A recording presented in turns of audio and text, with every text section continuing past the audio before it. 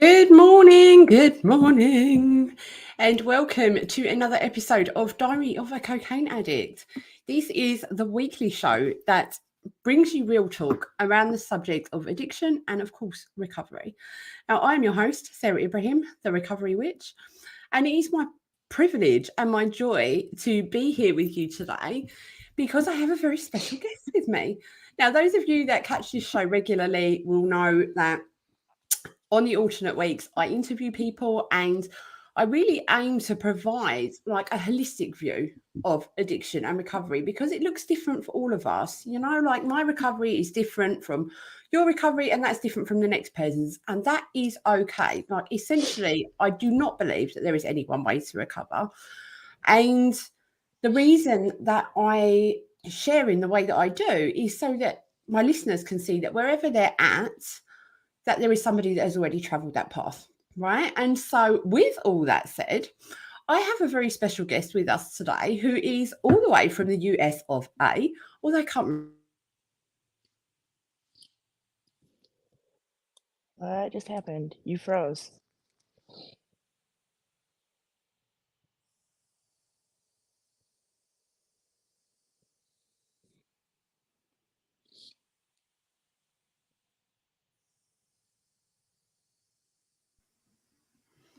Are we back? We are back. Okay, I was I like, am, what just happened? I am so sorry. So, my Wi Fi is notoriously dodge in this room. I'm really, really sorry. So, anyway, without further ado, my very special guest today is none other than the lovely Stacey Fant. Stacey, Yeah. welcome to the show, my darling. Thank you. Thank you. I'm good to be here. It's great to be here.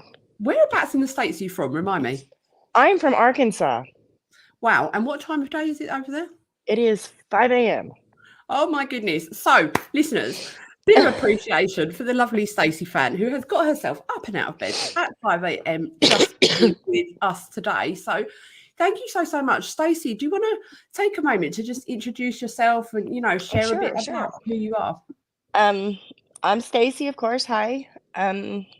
I'm just kind of a small town girl trying to make it in this big bad world.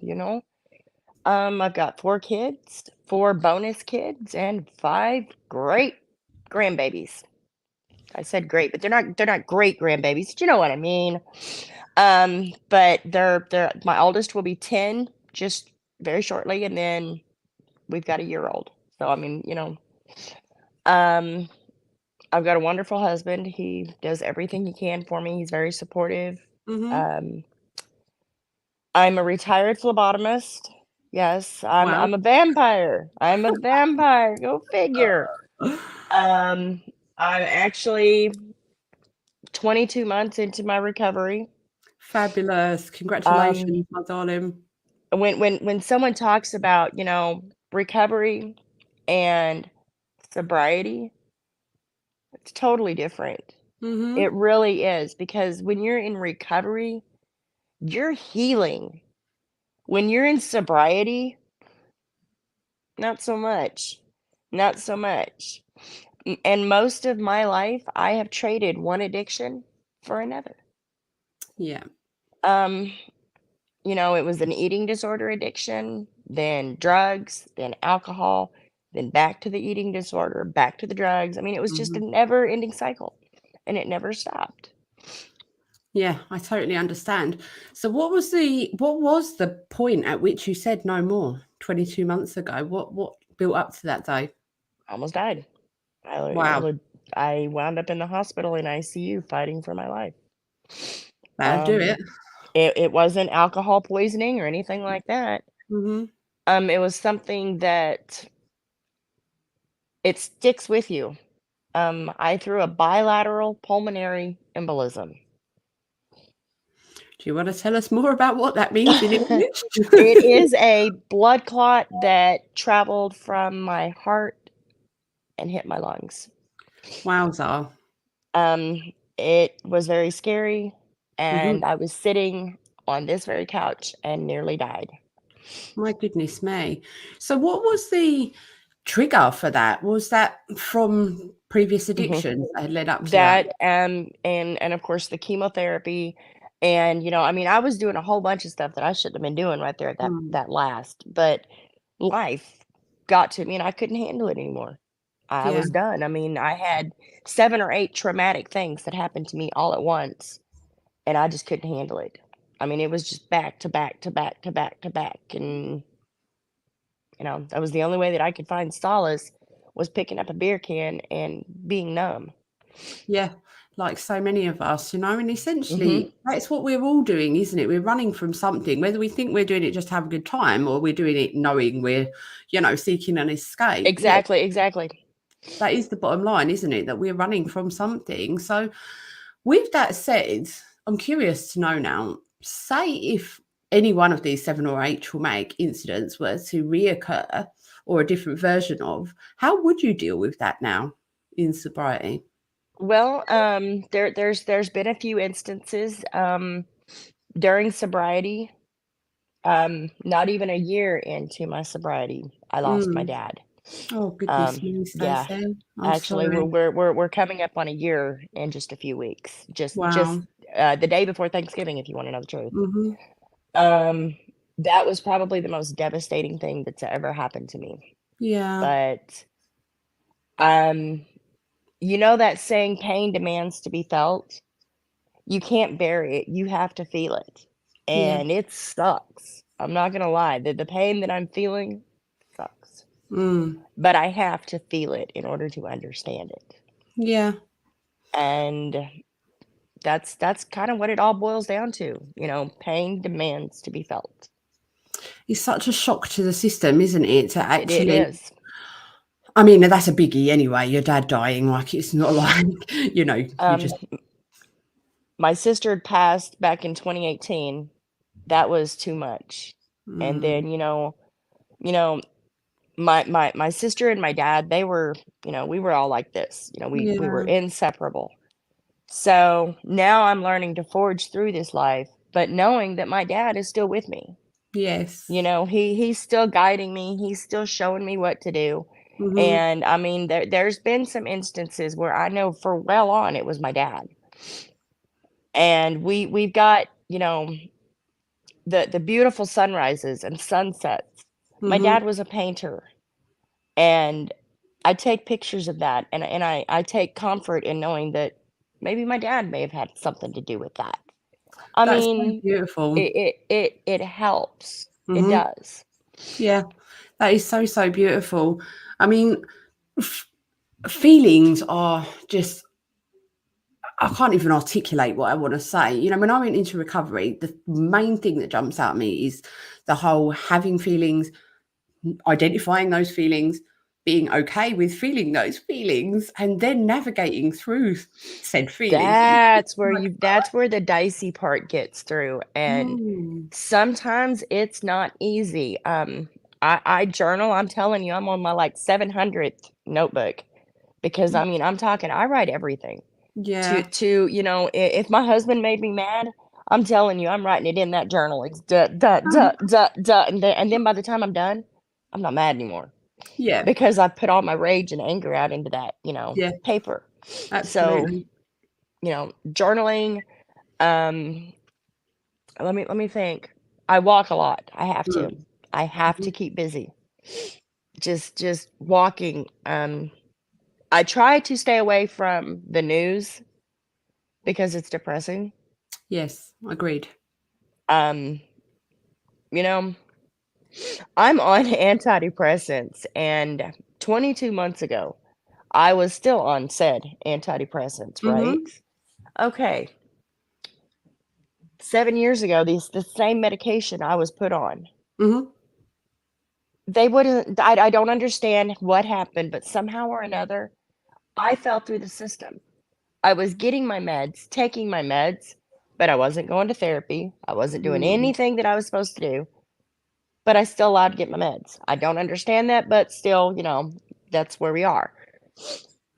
How I'm still alive, I'll never know because that medicine, one of them was a hypnotic to just totally knock me out. Ah, see ya. cat.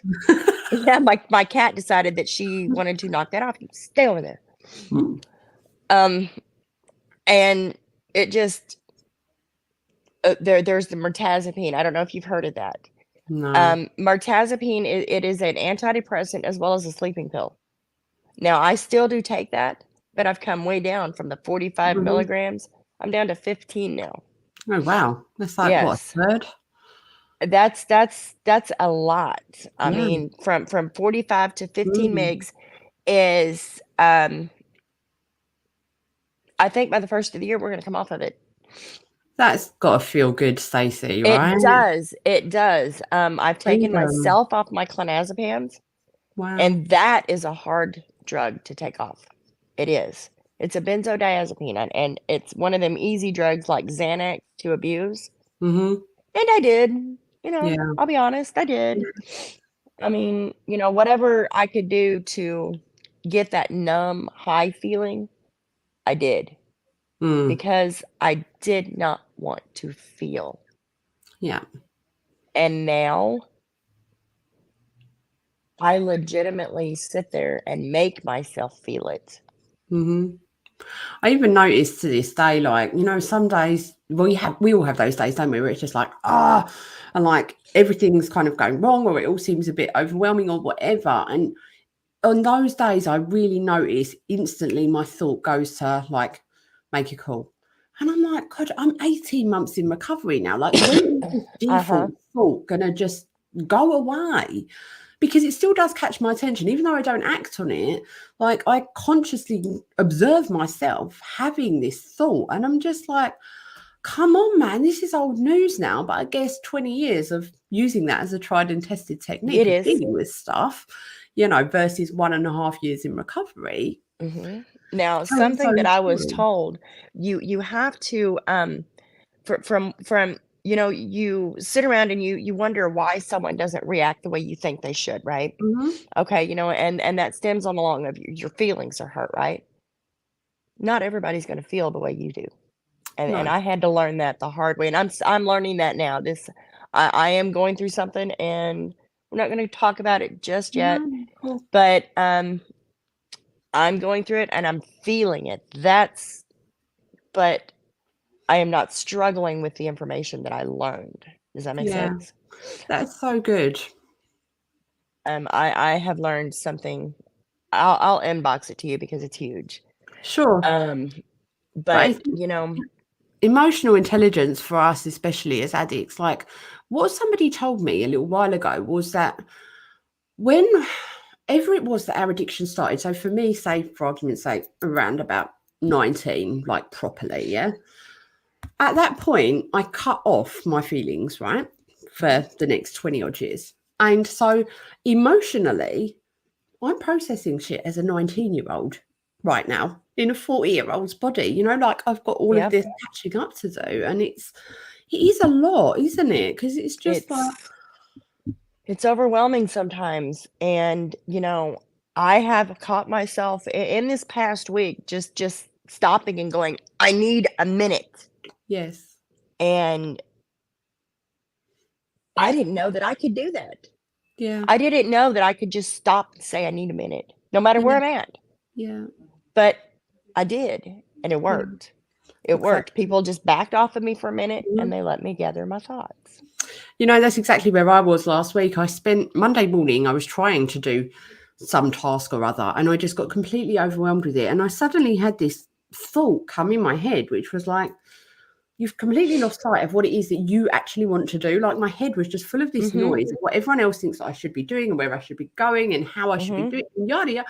And I was just like, oh my days, right? And in that moment, I cancelled every single thing in my diary for that week. The relief that I felt, Stacey, just uh-huh, immediately as soon as I did that.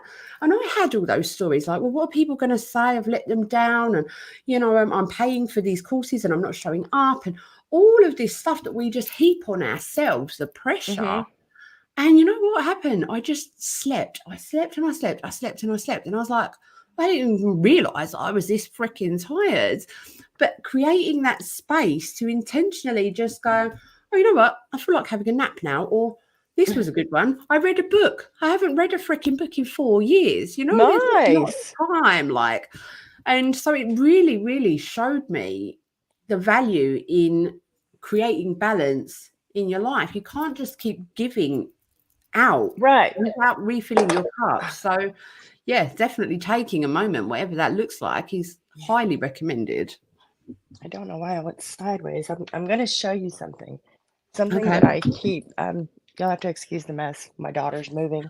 Let me ask you a question while you're still looking for it, Stacey. Here's something that I've Yes. been asking my guests lately, which Huh. is how do you get to a point where you want to stop? Like, if you know that you need to stop, yeah, Hmm. but you don't want to stop, how do you get to that point where you do want to stop?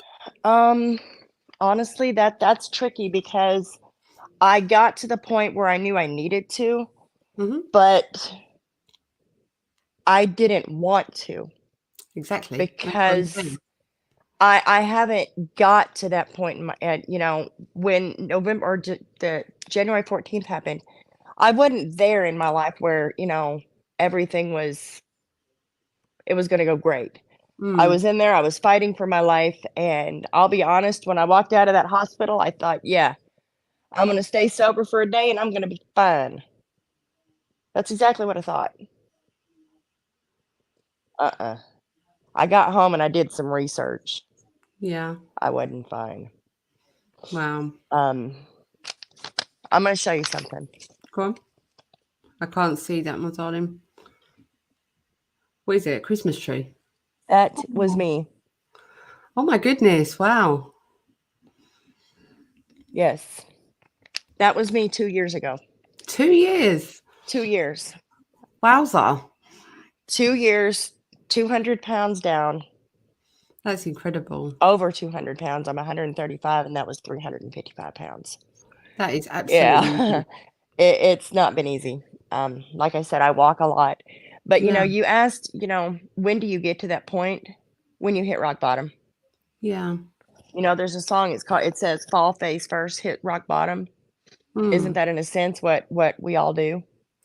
Well, here's the thing, is what I've been trying to do is encourage the people that I'm having conversations with to Mhm. not wait until it all goes completely tits up before they do something about it. And the problem that most people have, which is a problem that I had for a very long time, is that they know that they freaking need to stop like But yesterday. they can't. But they just, it's not even that they can't, they don't want to, and therefore they can't, you know? And it's just this conflict Exactly. You don't want to, you internally. have to.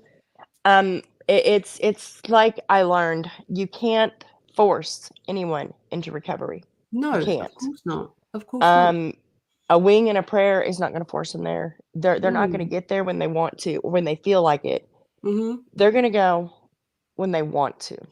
Yeah, absolutely. And so I've been trying to just kind of generate a bank of ideas from people that have been there like us as to ways that they might be able to start to move the needle in the direction that they want to go, like to start moving themselves into that place where Um, actually they do want to.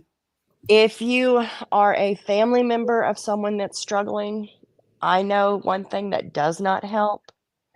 Um, don't sit there and tell them that you're gonna stop this. You're gonna Mm, stop because yeah, that doesn't help. no, I I trust know. me, it don't. Um, you have to be supportive of them. I'm not saying enable them. Don't go and buy their alcohol. Don't go and buy their drugs. But you've got to be there for them. Sobriety and recovery, it's two different things. I think we talked about that. Yeah, But absolutely. I completely lost where I was going with that. Do not worry. Do not worry I at all. hate when I do that. Um, okay, my children, they are very supportive. They Mm, make sure that, I mean, they called me from the very first moment that they found out that I was going in the hospital. I mean, I had 4 of them calling me while I'm en route to the hospital. goodness. I mean, it's just like, and I mean, they at first thought I was having a heart attack, and I mean, I guess in a sense I did. Mm, Because it released from my right leg, traveled, it hit my heart, and then went to my right lung. I'm very lucky to be sitting here. yeah, every time Very you say lucky. it, I'm just like, wow. Yeah. Um, But that's got to give you a completely different perspective, right, Stace? it does. It Yeah. does. I lost a very dear friend 2 weeks later to the very exact same Oh thing. my days. At first, I didn't understand why. Why was I left? Why did Mm, I? And then I realized it's because I needed things to do here. yeah, I needed to do some stuff here. I'm needed here. exactly So that. So that's where I'm at. tell us on that note, what is it that you are doing now? Because I know when we Oh spoke, you gosh. absolutely blew me away with what you're doing Um, over there and your okay. vision. My dad always dreamed of opening up a homeless shelter for boys and girls. Mm-hmm. I'm not gonna do that. No, I'm not gonna go there. I am going to open up a recovery center for women because there isn't one. And if there is, I haven't found one. Now there's co-ed. Now there's one for men, but I have yet to find one solely based for women. Mm-hmm. And we need that. Yeah. I don't know if you've noticed or not, but the women are the one that are dealing with the addictions the most. They are. The reason being because some of them don't know how to handle what's going on in their personal Mm. life. I know I didn't. Yeah. I know I And didn't. I mean, it can be this recovery center. I want to teach them, bring them in a complete shell. Bring them in, show them how recovery works, get them in a kitchen if they like to cook, get them outside if they like to be outside, Mhm. get them something, help them get a job. This is not a rehab. Yeah. This is recovery. Yeah. Rehab, you're probably going to relapse. Recovery, you're going to deal with everything that got you there to begin Yeah. with. I And just love that's that. the most powerful thing. I love that. I love that. I love that. And I can't wait to see you bring that to life, Stacey. That is just It's getting there. oh, It's getting there. so powerful. We've bought a whole bunch of stuff to go in the place. Amazing. I think we're going to start with 8 beds. I think that seems feasible. Yeah. Um, my dad would be very proud right now. I got my minister's license, but I'm not using it yet Okay. until I feel that it's right. Okay. Yes, I have my license, but I'm still treading those license, Mhm. real lightly. Um, I also am on the board of a wonderful, amazing group. It's called Stand Up International. I run the recovery page of it. Um, ladies, check this page out. It's on Facebook. Mhm. Y'all need to get a part of that group. It is the one of the biggest women's movements in the States and worldwide as far as that goes. It's worldwide. Amazing. Send me the link over for that and I will I share will it do in that. I will. my YouTube. I'm not even on that myself. How is that possible, How Stacey? is that? I didn't know You've been you weren't. keeping this a secret from me. Yeah, so this is awesome work. Like the way that I think recovery changes us so that like it's so intrinsic to us to want to pay it forward, Mhm. isn't it? Right? Like this is Yes. one of the key things that helps us to stay straight and to make sense of the chaos as well. It's like, okay, I wouldn't want to do this if I hadn't come from that place, most likely. And also I Yeah. wouldn't have the compassion and the empathy and the lived experience in order to help other people if I hadn't first done it. And so it just means that all of that chaos and carnage, it wasn't for nothing, right? Exactly. It's Um, given you this platform. 7 years ago, if you had told me, "Stacy, you are gonna be a recovering alcoholic Mhm, and you're gonna be struggling with your with what's going on," mhm. I'd have said, "Whatever, Don't whatever." Because I compare. mean, I worked 18-hour days, Goodness never me. sat down. Yeah, never sat down, never stopped. Mm, Whammo. Guess what? You had to feel it to get it. You yeah, had to go through it to understand it. I had to go through the heartbreak. I had to go through the loss. I even had to go through the addiction yeah, so I yeah. can understand how to help others. Exactly that. And I just think this is the most powerful way to do it. And I think every Mhm. person in recovery is the same in that sense. It's just that we deliver it in different ways. Like I'm here shouting about it all over social media. And Uh-huh. just because that's my way of paying it forward doesn't mean that it fits for the next person. You're going to set up your recovery center. And, people are doing some amazing work out there in the field of recovery right now. And it's mind blowing the amount of different ways that we're coming up with to support and help each other, which Mhm. is why I think it's important for me to get people on this show who are, Oh, yes. doing different things so that you can see, when I was stuck in that cycle, Stacey, I didn't know what was available to me at all. I mean, obviously I wasn't looking to find out what was available because I didn't want Right. to stop taking drugs. Why would I look? Exactly. But when I did stop, I was like, okay, well, I know there's AA and CA and all of that jazz, but that doesn't vibe Mhm. with me. So now what do I do? And so I just kind of figured it out on my own. And that's what's got me to here. And so this is part of, again, the reason why I want to share this stuff so that people Exactly. can see actually there's thousands of options out there and it doesn't all involve like going to 90 meetings in 90 days. And I'm not saying that that doesn't work. It absolutely can and does if that's right It for can, you. but it wasn't right for me. No, It and wasn't it for me wasn't right for because me. when the first meeting I went to, I looked at my husband and I said, "I don't know about you, but, I wanna go have a beer." And he said, "Well, we're not gonna go do that though, are we?" And I was like, "Well, no, we're not, but I want to," you Yeah. know? Yeah. Yeah. Now, I have to, I guess, practice severe self-control because, I mean, this whole time, I've allowed alcohol to be around me. I let it be around me. That's amazing.